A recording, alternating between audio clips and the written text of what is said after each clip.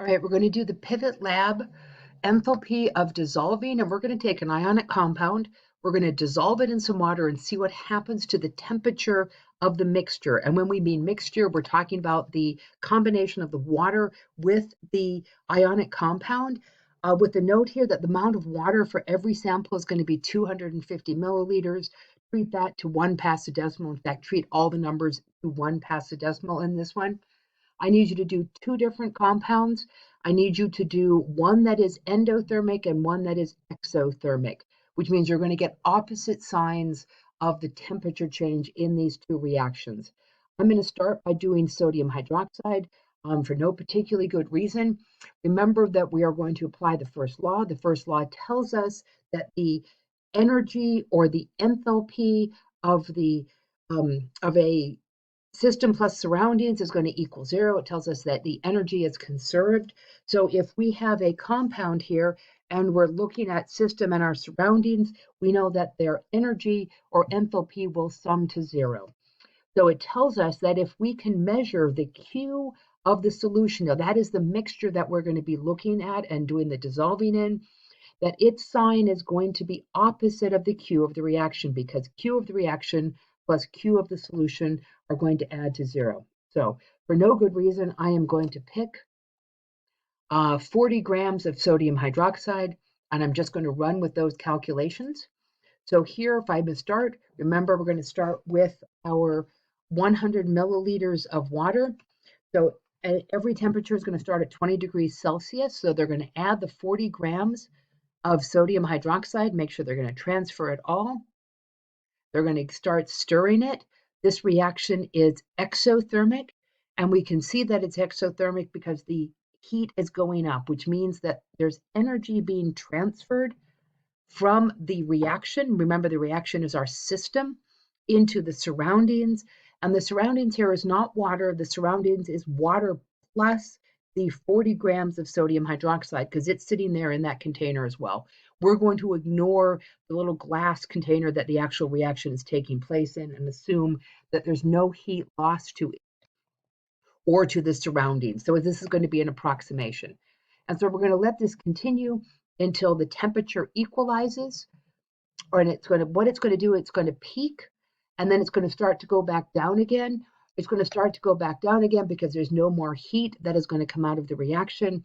And at some point, it's going to start to lose heat to the surroundings. So it's sitting here at 56.6. And if we continue to stir it, it's going to start dropping to 56.5. And if we let it sit for a while, it would drop back to room temperature. All right, so what do we have? Well, we're going to fill in a table. We're going to do this for 2 substances. So for substance number 1, here, I'm going to do that NaOH. Volume of water is 250 mils. The mass of the substance here is going to be 40 grams. The initial temperature is 20 because it was 20 for all of them, or will be for all of them. The final temperature is 56.6 degrees Celsius. It will calculate delta T for you. And my delta T is going to be, again, the change in temperature for the entire solution. And that's going to be 36.6 degrees Celsius. Now, we want to calculate Q for the solution. Well, the Q is going to equal the mass. Now, that's going to be the sum of the water, which is 250, plus the sample of sodium hydroxide. So that's going to be 290 grams. Now, remember that the density of water is 1. So if I have 250 mils, I have 250 grams. So here, I'm going to take my 250 grams of my total solution. I'm going to multiply it by the specific heat capacity, 4.184 units of joules per gram degree Celsius. And then I'm going to multiply the delta T. Well, the delta T was calculated for me at 36.6 degrees Celsius. I'm going to write that calculation in. I'm going to quickly do the math.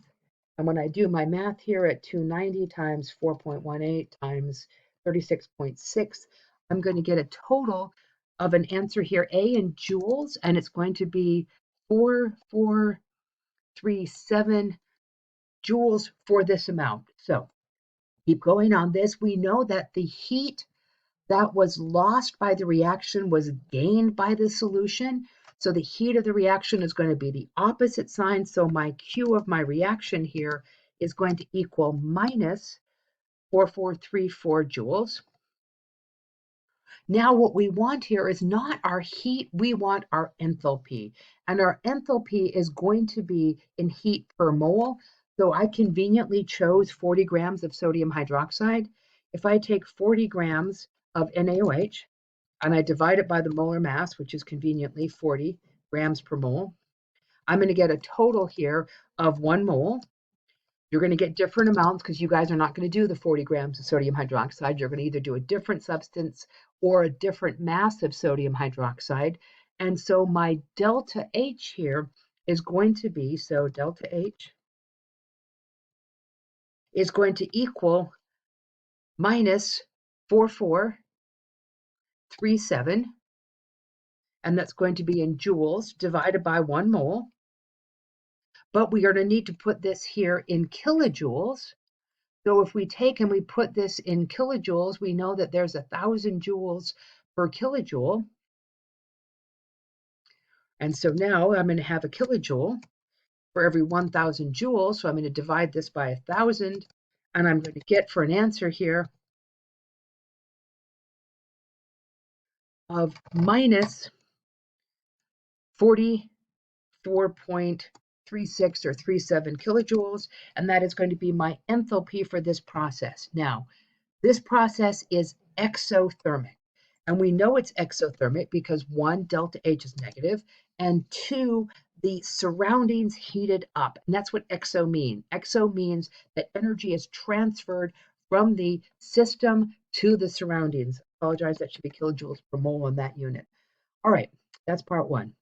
Next one, select sodium acetate. And again, you don't have to do sodium acetate. You can do sodium acetate or you could do ammonium nitrate. But what you need to do is just pick something that's going to have a different sign. So I'm going to select, for no good reason again, my ammonium nitrate. I'm going to select 30 grams. I'm going to load that.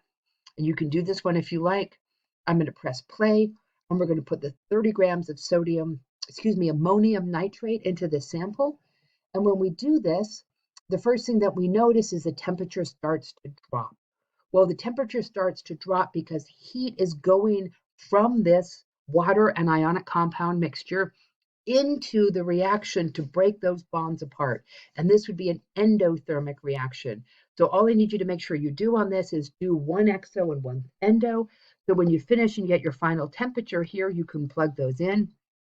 You're going to take and you're going to put the data back into the same table. So you're just going to go over here and pick your second sample. And so my first one, I did sodium hydroxide. My second one was ammonium nitrate. And so what you need to do is make sure you specify which one you're using. I will make sure that this column here doesn't say sample number. I'm just going to have it say sample, and you're going to type the sample in there. So with that, when you're done, just go through, do the second set, and upload your results.